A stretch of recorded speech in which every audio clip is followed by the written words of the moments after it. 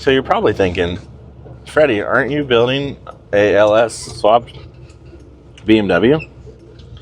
Yes, I am, but hear me out. I don't necessarily think LS swaps are overplayed or overrated because you really can't beat them. Now, a lot of people would argue differently. I think a lot of people would also agree with me. The big thing is they're cheap, they're reliable, they're robust. You can get them anywhere.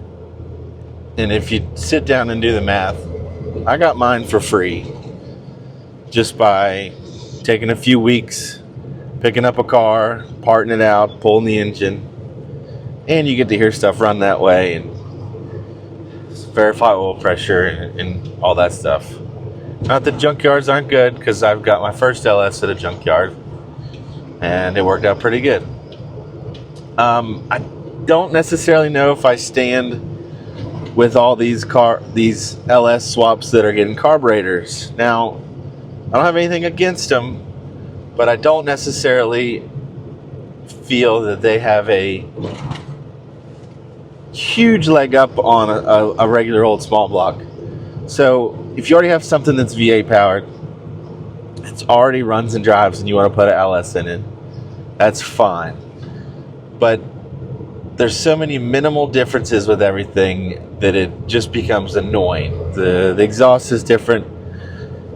It's really hard to find a set of headers or manifolds that's going to land your collectors in the same spot, your AC compressors, your alternators, all that stuff's going to be different. Now, it's not a big deal and it's not the end of the world, but if you have a small block Chevy and you want to LS swap it, I'd sit down and do the math and figure out what you want in the engine. Why do you want an LS swap? Is it aluminum heads? Is it to run a big fat cam?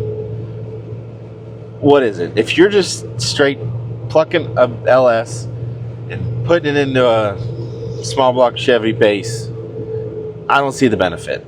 Now, if you want to build an LS and put a fat cam in it and all that stuff and still use a carburetor, then that's fine. I get it, because it is a lot harder to put a big fat cam in a small block Chevy. They can't handle the amount of lift that a stock LS can. My junkyard 5.3 had a sloppy best cam, and it had like 605 lift, 600 lift intake exhaust. So, and that's just valve springs. I didn't change push rods. I didn't have to do any machining, nothing. So that's definitely where LS's benefit, but you can buy heads for a small block. So if you're sitting there and you're wanting to LS swap your small block, do the math, figure it out, figure out what you want. If you want the durability and performance gains from aluminum heads, I would just look into kind of putting a mild build on your small block, because it's probably going to be a similar amount of work and money to do an LS swap on something that's already V8 powered, because you're going to have to change mostly everything, even sticking to a carb. Now, I think where LS's really shine is the fuel injection side of things. So if you're taking an LS and you're swapping it into anything, it doesn't matter.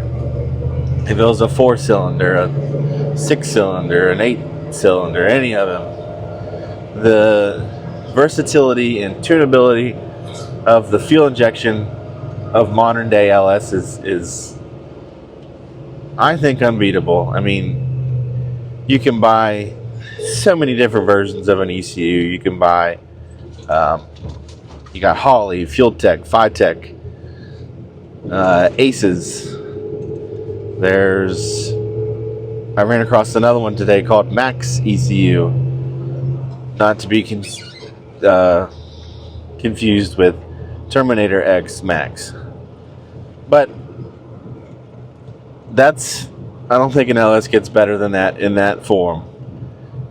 And especially if you have an automatic that needs to be electronically controlled, the the newer stuff is the way to go. If you're doing a carbureted LS and something that has a electronically controlled transmission, you need some way to control that transmission. So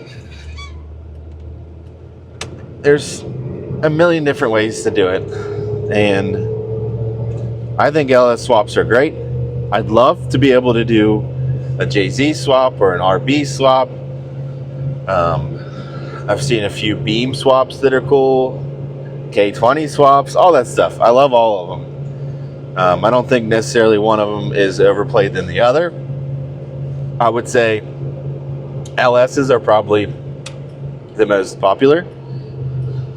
I mean, they're the modern day small block, because everybody and their brother put small blocks into everything.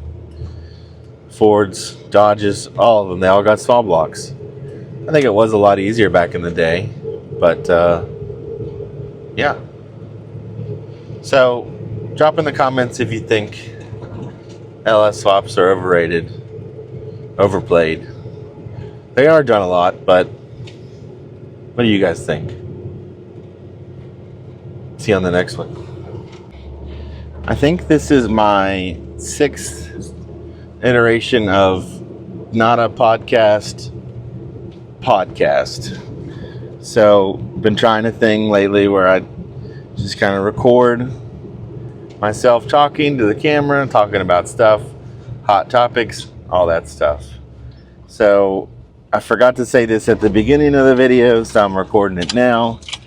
But if you've made it this far, let me know what you think. Thanks for stopping by.